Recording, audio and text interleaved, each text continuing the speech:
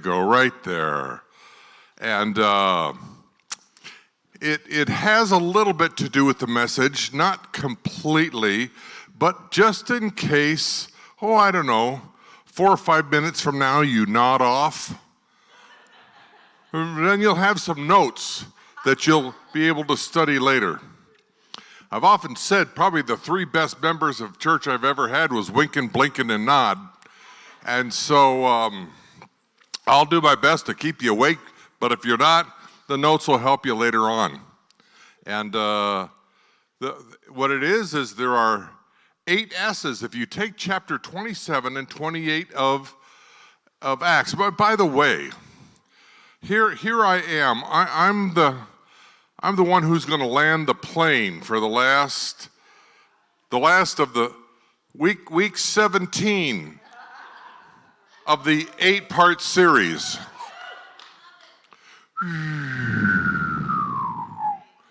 And here we're coming in.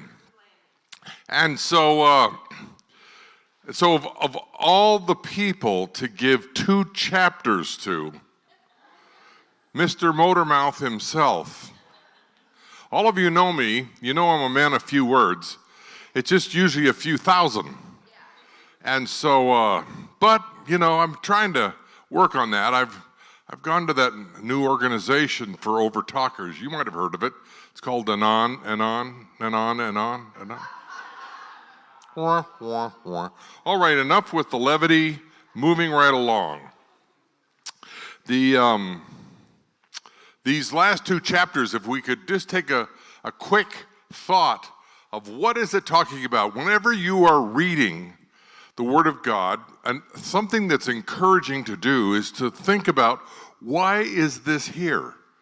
Why was this chapter included? What's being talked about? What can I learn here? What is this about?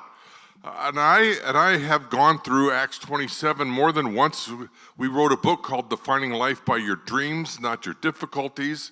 And I think it was about chapter 3 we wrote on Acts 27, looking at it from kind of the captain's log standpoint of view, which you can do. And but I found it interesting as I was reading through it again for the purpose of this lesson, that I decided that I might have missed some things before. And but in summation, 2 chapters. You're looking at it, it is simply, we talk about the sea. God talks about the sea, it's unpredictable. The ships, some sink. The storms, they seem relentless. And by the way, all of these things kind of apply to our personal life as well. It's not just about the thing that's going on. The struggles, they happen in and outside. Shipwreck, pieces of past wreck, are usable for safety. I'll talk about that later. Survivors, because they stayed with Paul. There might not have been had they not. The snake, I'm telling you, the snake is always out for us. He's always looking for someone he can bite. And then the Savior, he's always by our side. And there's one more, I'll get to it at the end. And I'm not going to go through a long dissertation having to read Acts 27 and 28, for which I'm sure you are thankful. But I believe there are PowerPoint. Here we are. Storms, shipwrecks, and God's will.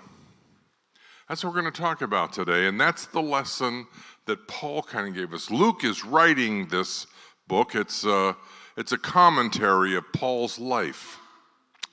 And it's taking from the point of Christ's resurrection to where the angel tells the disciples, why do you stand here gazing? Why are you looking at what's going on? In the same way that he left, he's coming again. And I've often thought, if maybe the same way things were might be the same way they're going to be. The world was really messed up 2,000 years ago. And aren't you so glad it's gotten so much better? Yeah, what drugs am I on? It seems daily it's just getting crazier. And the division that is within our groups is massive. And I think that's why Paul got to the point where, as we read in Corinthians, he said, you know what, brethren, I'm determined not to know anything about you other than Christ and him crucified. There was controversy there then too, the law versus grace, Gentiles versus Jews, and Samaritans versus Jews. There was all kinds of things that were going on. We didn't just invent controversy a couple of weeks ago. It was way back then. And yet Paul got to the point where he says, you know what, at the end of the day, it's just Jesus. And I'm telling you today, in your life, Jesus changes everything. He'll unlock all of the hidden areas of your life. He'll open up, he'll fix, he'll take care of things. Well, if I can, I'll try to go through this as quickly as possible. That's why I have a PowerPoint presentation, so that I can just, as the wife would say, get to the point. And so it's hard to believe Becky would be that way, isn't it? Well, we think about the storms and shipwrecks. We know that the most notable shipwreck of all time is what? Yeah. 1912, Titanic. Most of the people died. A tough situation. And what's interesting about that, it's sort of an enigma, because once studied, it's being determined that it didn't have to have been. It's a lot of controversy, a lot of mystery still around that shipwreck. Nonetheless, it is one of the most notable. In our own state, even Gordon Lightfoot wrote a song about it. What's the most popular one here, the most notable? The Edmund Fitzgerald up on Lake Superior. A freighter sank.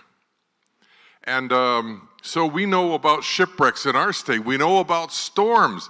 I didn't realize this one from the year 1900, 122 years ago. A hurricane hits Galveston, Texas. 8,000 dead. Amazing. One storm, 8,000 killed. And then in our own state, not just our state, but Midwest, 1940. Now, I don't think there's anybody here in our room that was around in 1900.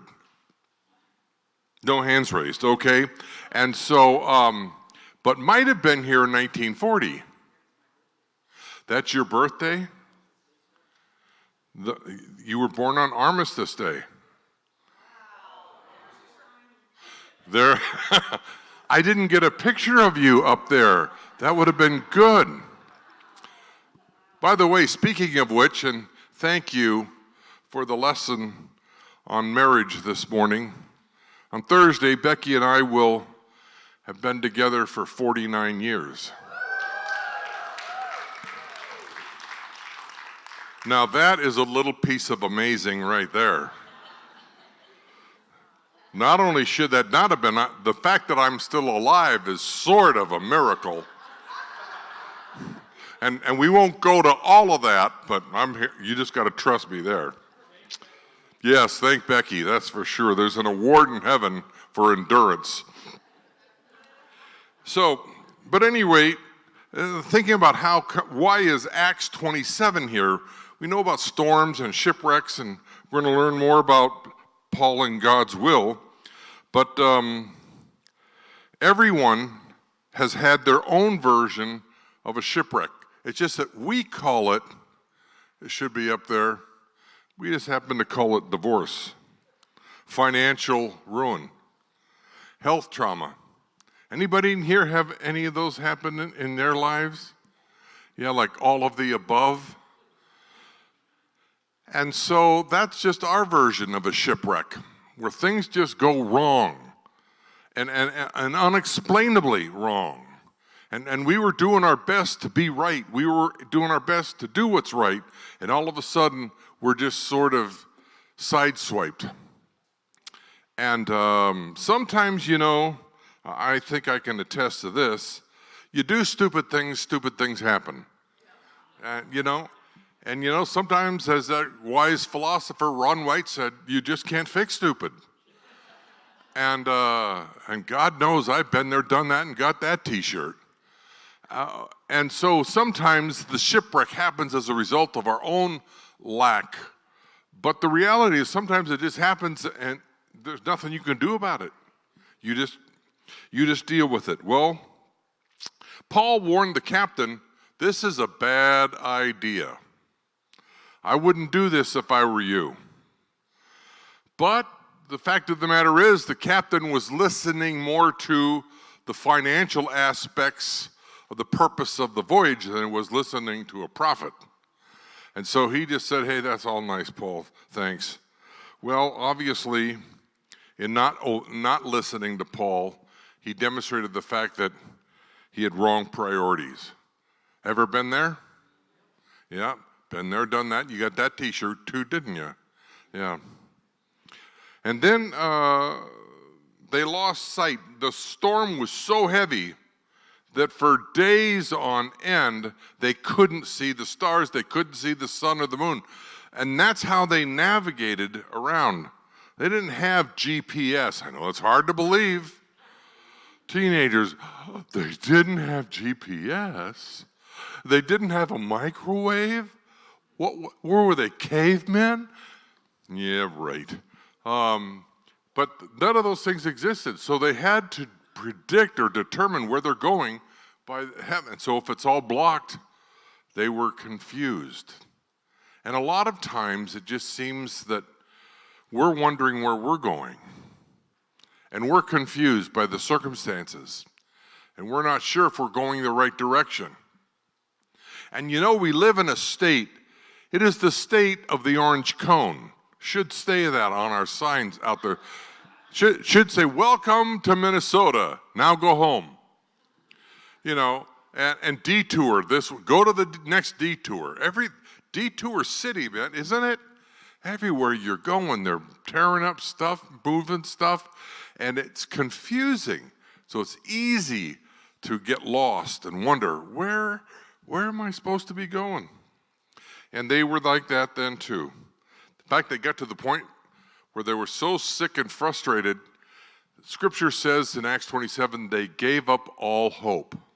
Not some hope, not a little hope, things look hope. No, they gave up all hope. But you know what? Paul didn't.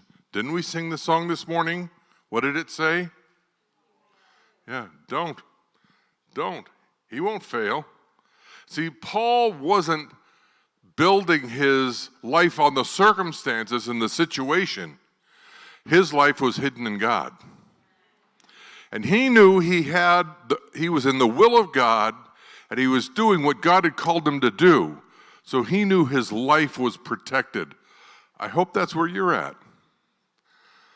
That you are walking in the will of God. And that you are doing, and I am doing, what is right. And when you do what's right, that's character. I heard somebody once say one time that character is doing right because it's always right to do what's right.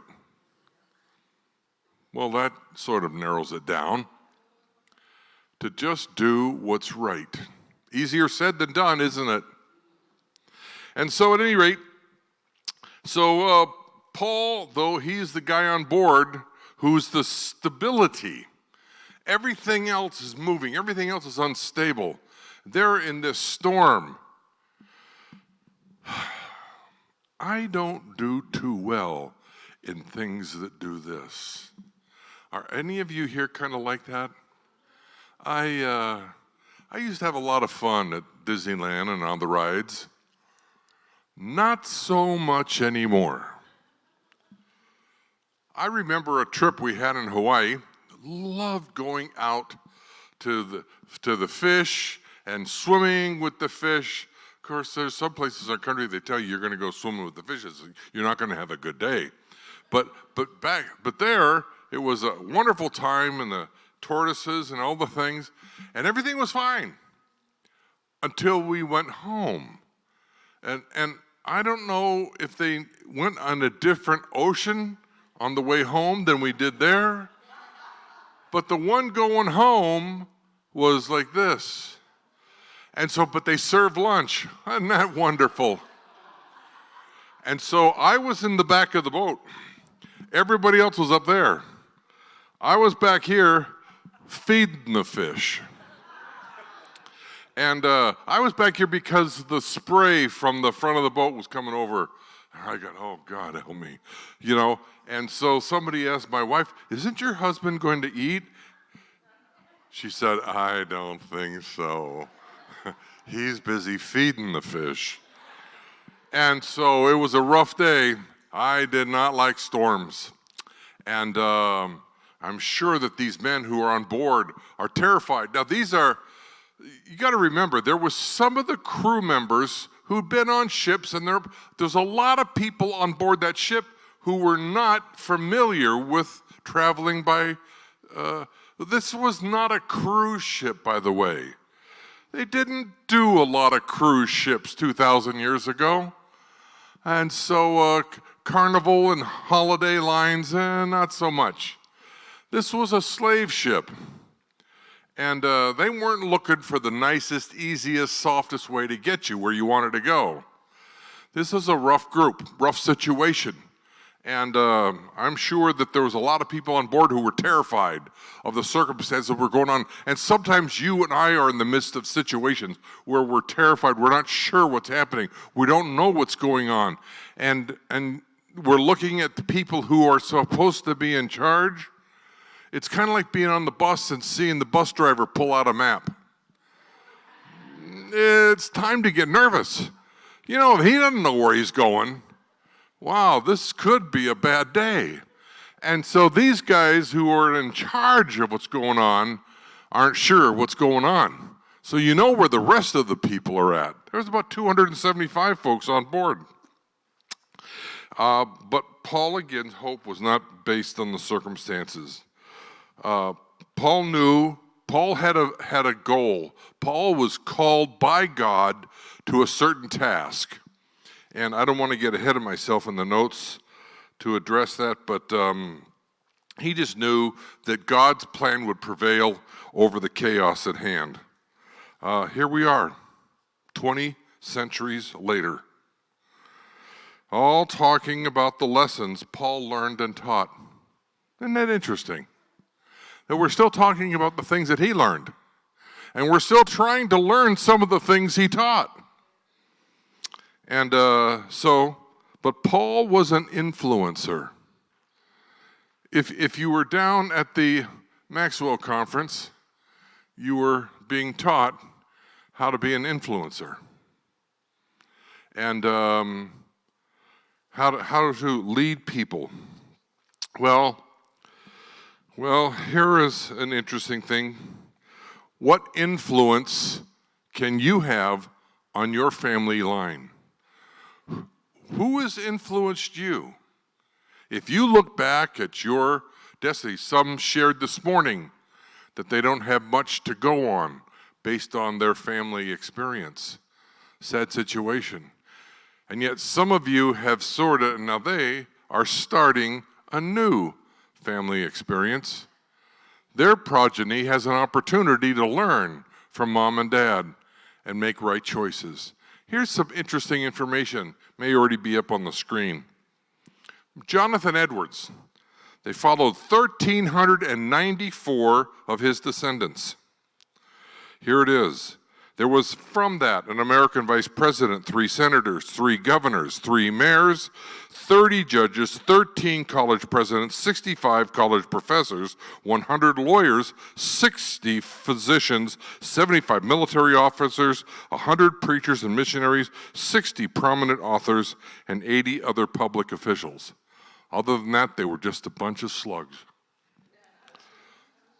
That was a joke. Okay.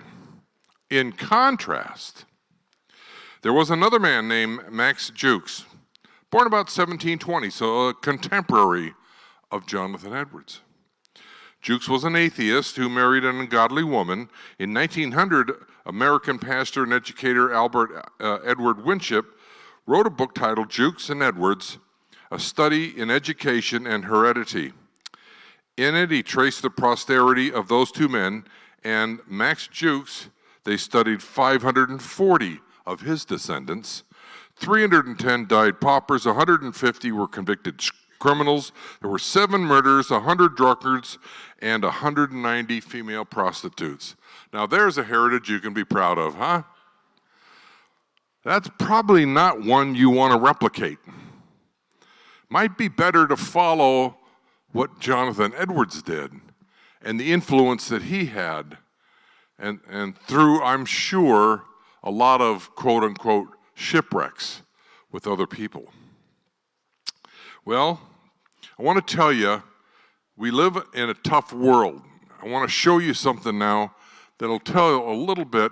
You might remember this scene from Iraqi, but this is an interesting explanation of sometimes the world we live in and what you and I have to face. Go ahead. Let me tell you something you already know. The world ain't all sunshine and rainbows. It's a very mean and nasty place, and I don't care how tough you are, it will beat you to your knees and keep you there permanently if you let it. You, me, or nobody is gonna hit as hard as life. But it ain't about how hard you hit. It's about how hard you can get hit and keep moving forward. How much you can take and keep moving forward. That's how winning is done. Now, if you know what you're worth, now go out and get what you're worth. But you gotta be willing to take the hits and not pointing fingers saying you ain't where you wanna be because of him or her or anybody. Cowards do that, and that ain't you. You're better than that.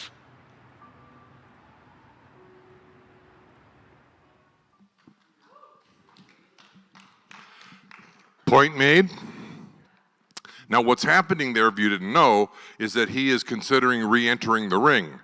And he's about 127, and so his son is upset about the fact that he's going to be overshadowed by his dad again, and he's feeling like his reputation is going to become minimized, his own. And so he's explaining that to his dad that he doesn't want him to go back in the ring. And that's the scene where Rocky explained to him about life. And the reality is, life is going to hit hard. It is going to knock you down. It is going to tear you up. And I'll tell you why. Because I don't know how many years ago it was when the word went out in heaven that there was going to be something new happening in the universe. And it was going to be the creation of a thing called mankind. And I could just imagine that Satan get all of his feathers in a fluff, and he goes to God and said, "What's this thing with a man? What are we? Chopped liver? How? What's the problem?" And so Satan immediately got bent out of shape. And I believe he's been on a war path with God ever since to destroy the human race. He wants to tell God, you're a failure. This idea of mankind is a failure. And all of those things that happen in our life is a lot of times as a direct result of that snake who's coming after you and me. And the circumstances we face many times that come out of nowhere are sometimes originated by him because of this is his place of domain. But he's not alone. You know, I remember in Job, and these aren't in the notes, but Job, and sometimes we've sung the song, he gives and takes away. He gives and takes away. Well, I don't know that that's right. God gives, but there was another participant in that story of Job. Satan is the taker. God is the giver. Don't blame that taking on God. He gives and he gives and he continues to give. And so at the end of the story, God had to set some things straight with Job. And so that's why way at the end, chapter 42, Job says, you know, God, I knew a lot about you, but now I've seen you face to face. And I'm telling you, when you confront God, all of a sudden, everything becomes clear. And he's committed to your and my success. His love prevails. His will can dominate. And so here we are. Paul is heading to Italy. And he's not going on vacation. Surprise, surprise. He's going to Rome. And in Acts 26, if you go back, and I may be getting ahead of the notes, and they'll catch up with me eventually, that we are told in Acts 26, King Agrippa and Paul are having this conversation, and he says, you know, Paul, if you keep talking to me, I'm thinking I might become a Christian. Almost. If you're here today and you're sitting and you're listening and you're thinking, boy, I'm almost a Christian, that's a terrible place to be. You don't want to die almost there. God has a plan to take you all the way home. And his interest is not in you almost getting home. And so, but at any rate, and even King Agrippa and Festus were talking, you know, this guy didn't have to be imprisoned. He's a Roman citizen. He's free. He could be free. But Paul had appealed to the emperor. Because here's what happened. Paul had presented the gospel. Of course, the first 12 chapters of Acts is basically Peter's delivery of the gospel and moving through the world. Kind of Paul took it from about chapter 13 on, and from then on we've just been hearing about Paul. And Paul delivers the message to the Jews, and he goes to the zenith of the Jewish thought in the world, that was Jerusalem, and they turned him down. And so that Paul felt like, where I need to go to is Rome. And so this beating took place. I say, pick your beating. I mean, just every town he went to, he got beaten, put in jail. But nonetheless, the beating took place, and he had an opportunity in his mind to go to Rome and appeal that to the emperor. His interest was not to go to Rome for the purposes of being free or for the purposes of self-preservation. His reasoning to go to Rome was he had gone to the head of the Jewish world to present the gospel. Now he wanted to go to the head of the Gentile world and present the gospel. And so he goes to Rome, and he does so, has a Bible study. Matter of fact, the next book that you would read after Acts is the book of Romans, which came out of the study that Paul had with the people in Nero's household. So here's the guy. Initially, Nero was not a bad guy. He didn't rule poorly. But he ended up with a new wife. And that kind of took him in a wrong direction. She didn't like Paul and the influence that he was having on her household. And it eventually, and I'm probably way ahead of my notes now, Paul ends up with good news and bad news. After this Bible study in Nero's household, a few years later, Nero goes out of his mind. He burns his city down. That's a nice move, isn't it, when you're in charge? You know, there's been a lot of leaders who made a lot of stupid decisions relating to their kingdom. But here, not only does Nero doesn't stop there. He kills Paul.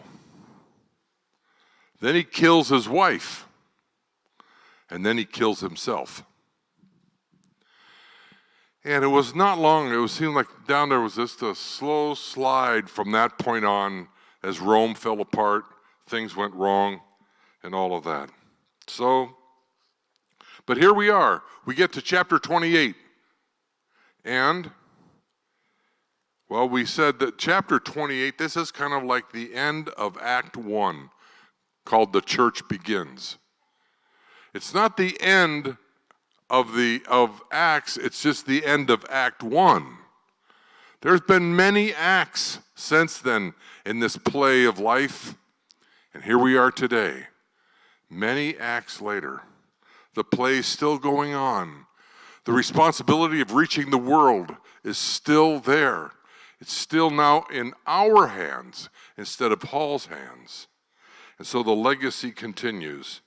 So, at any rate, let the church be the church. So what now?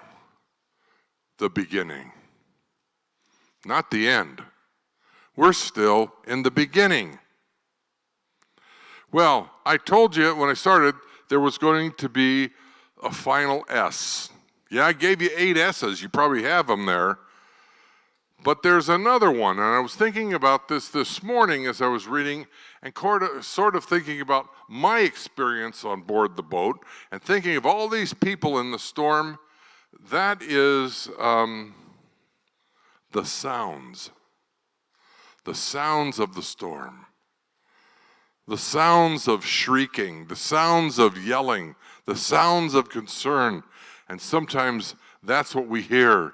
And that's why we gather together on Sundays to shout to the Lord. To shout to the Lord. Real quickly, and I close. She and her husband were youth directors, and they had an opportunity to have an investment, and it went wrong. They lost everything in the investment. And devastated by the circumstances, not knowing what to do, even though she was involved in youth ministry and music, she was devastated.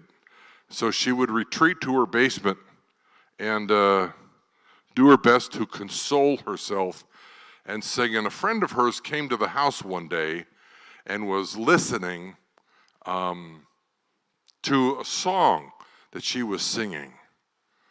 And she went in the house and went downstairs and listened to it. And she said, this song needs to go out there. She said, no, this is my song for my own situation.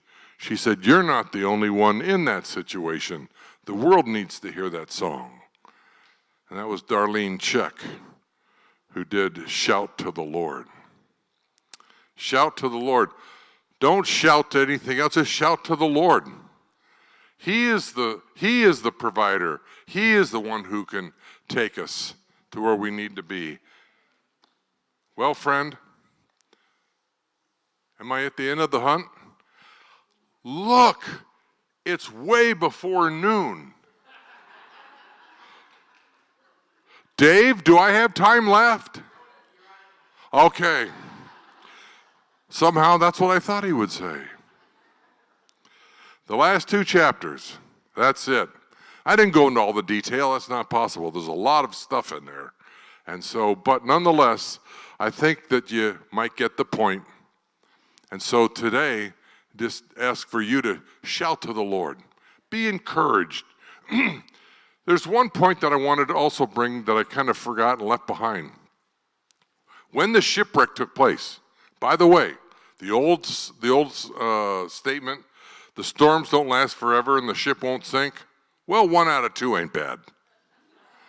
The ship did sink.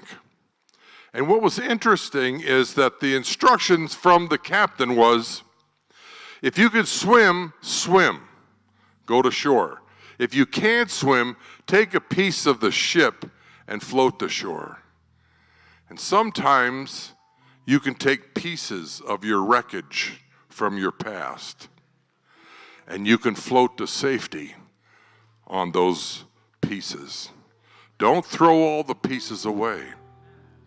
That God has things happen in our life sometimes for a purpose.